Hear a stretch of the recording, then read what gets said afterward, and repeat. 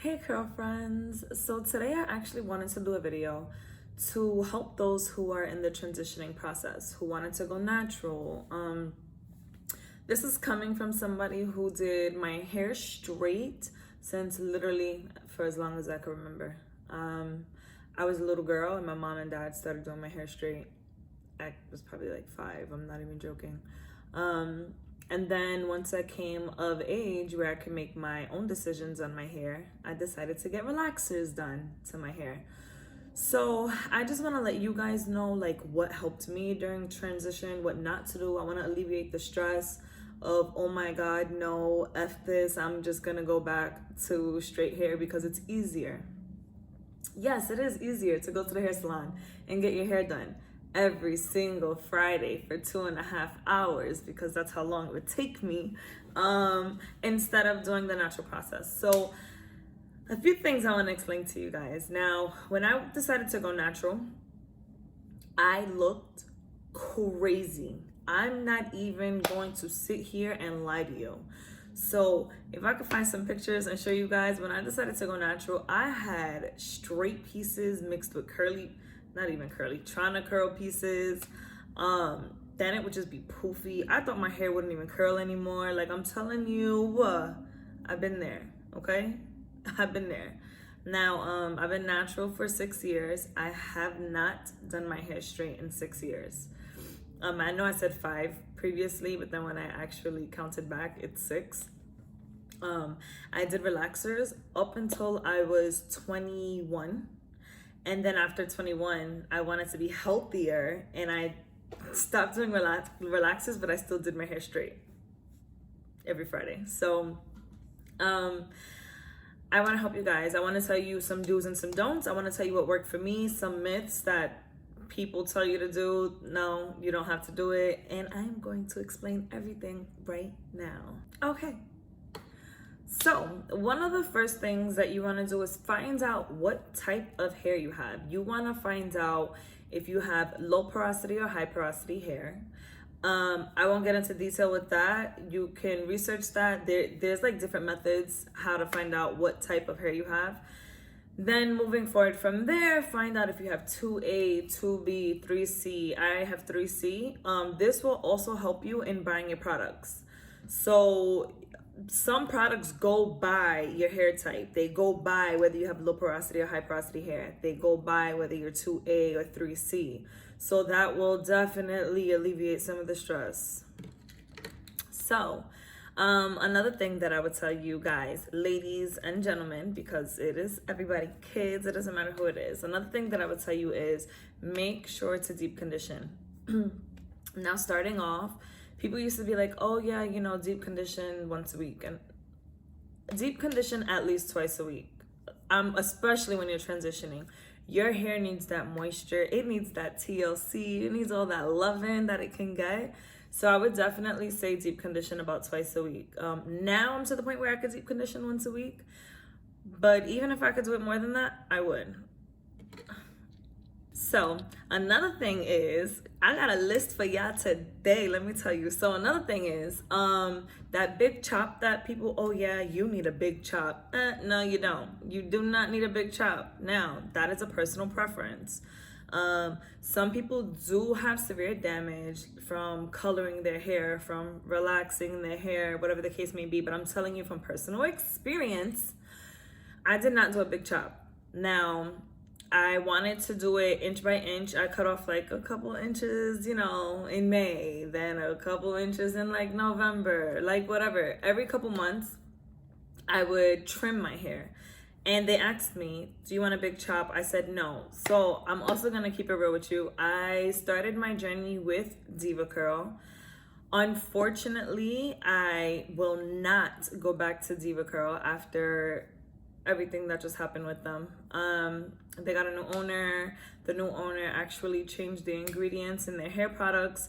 I would have told people, get Diva Curl, because when I was transitioning, I started with Diva Curl and I used Diva Curl for 5 whole years. I'm not over exaggerating. I'm not even joking. I legit stuck with Diva Curl for 5 years, because back then when I was transitioning, they were amazing.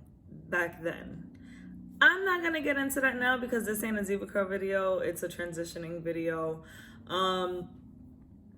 I would personally tell you guys to look for your own products. Now, I have a few products that I love to use. You can just go to my other videos and see what those products are so that we can focus on your transitioning process, okay?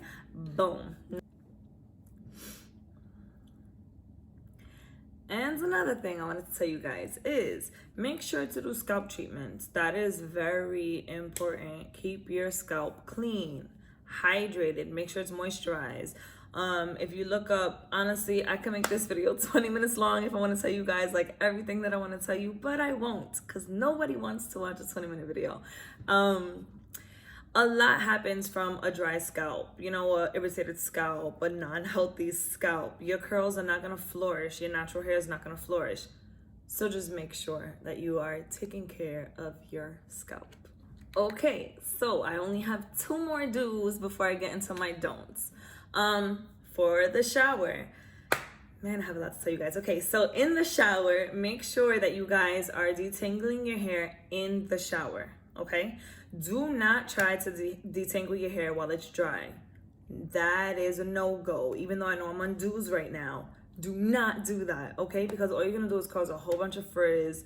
It's not gonna look pretty. It's frustrating. Your hair's gonna break off. Don't do that. When you get in the shower, that's when you detangle. Now, I would personally tell you guys to buy a detangler so that you're not wasting your products on detangling your hair. I wish somebody would have told me this sooner, but I'm telling you guys now. So make sure you buy a detangler. Again, my previous videos tell you which detangler I really like to use. Boom. So besides that, I do use the Denman brush for styling. I'm just telling you guys what I use. You can go find your own products that you feel like work. You can try what I'm telling you to do to see if it works. For styling, I love using my Denman brush. And then to finish off my do's, the way that I dry my hair is, for curly girls, you have to use a diffuser or you have to air dry. You can't use the blow dryer without the diffuser piece because, boy, your hair is gonna be everywhere. Now, you can use it without the diffuser piece after your hair is already dried and you just wanna like fluff it, make it look a little crazy, which is the look that I love. You can do that, but after it dries. Don't try to do that while your hair is drying because then you're just not gonna be happy.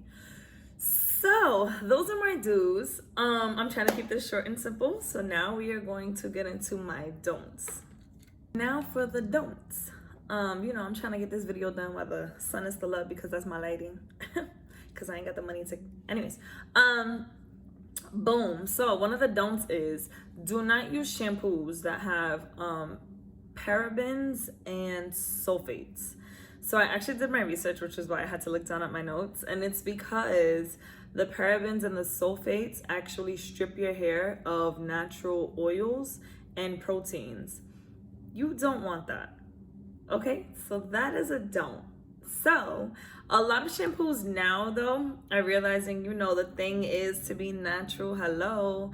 So now they all say like, not all of them, excuse me please, but a lot of them say like no sulfates, no parabens, whatever. So just try to get those. That's a don't. Another don't would be while you're transitioning, stay away from dyeing your hair. I know that you have some products that are like, oh, but this doesn't damage your hair while it dyes it, X, Y, and Z. You don't need all those extra chemicals in your hair while you're transitioning. So like I said, while transitioning, after you feel like, oh, your hair is completely back to how it is in its natural form and you want to dye it, by all means, it's up to you, because I did, obviously. That's why you see some of the blonde that's left over in my hair. Once I got good with my hair, I dyed it. I can't say that it messed up my hair once it was good. You see a little difference in your curl pattern. That's about it. Whoa. But yeah, so while you're transitioning, stay away from that. Okay, so another don't is more personal. Do not, I'm saying more personal because I'm gonna tell you guys like what happened to me, but do not lose your focus on wanting to be natural. It is going to be a struggle. You are going to get so frustrated. I'm telling you, because I had all these thoughts in my head about 1,000,000 times when I went natural. You have people looking at you like you're crazy, because I was not doing I really have to find pictures for you guys. I was not doing protective styles or whatever. Back then, I didn't know about anything. Like I said, this was 6 years ago. So I was just like, oh, F this, I'm going natural, blah, blah, blah. And didn't really know what I was doing. So don't lose focus. Now, when I say don't lose focus, I got into arguments because people were like, oh, what are you doing? Straighten your hair. Like, I'm not even joking. This was coming from family members. This was coming from friends. This was coming from people that I didn't even know. And they would dead have the audacity to be like, oh, why you look like that? What's good with your hair? And I'm like, so it's going to test your patience. Don't let it. Just remain focused, know what you want. You'll get there. I promise you, you'll get there. You're gonna love it. You are gonna be like, oh, look at me. Don't lose focus. So my last two don'ts, excuse me, is okay. One, do not mess with your hair too much while it's drying. You will cause frizz. Now, me personally, some people are completely against frizz. Oh my God, frizz, no, okay, I don't mind a little bit of frizz. Like I said, I like my hair like whoa, so I'm constantly like doing this to my hair all day. I like it big. Obviously, in order to get it like this, I'm gonna have a little bit of frizz due to my hair type. I don't mind, right? But while it's drying, let it completely dry and then do what you gotta do to it, okay? Some people say make sure it's at least 80% dry before you start messing with it. That's okay too. It's worked for me as well. And then another thing is, buy a towel that's to dry your hair. Do not use your bath towel. You will cause frizz like crazy. Before I bought my towel, yes, I bought the Diva Curl towel. Sorry I made that face. I'm just aggravated with what happened recently with Diva Curl. But I got the Diva Curl towel because it does work. Besides that, if you don't have that towel, then you can use 100% cotton t-shirt. I was using that before I got the towel and it's amazing. It works exactly how everybody told me that it would. So I'm telling you guys to do it. That is it for my do's and my don'ts. I'm trying to not make this video super long. So I hope that I answered any questions. I hope that I motivated you. Honestly, it's about motivation. It's about helping each other. I hope that I did that. Stay focused, stay motivated, know what you want. Do not let anybody tell you, oh, what are you doing? Boy or girl, go back straight. No, don't do it, okay? Stay motivated. You got this. And you about to be a bad, yup, you are. So don't even worry about it. All right. Okay, bye guys.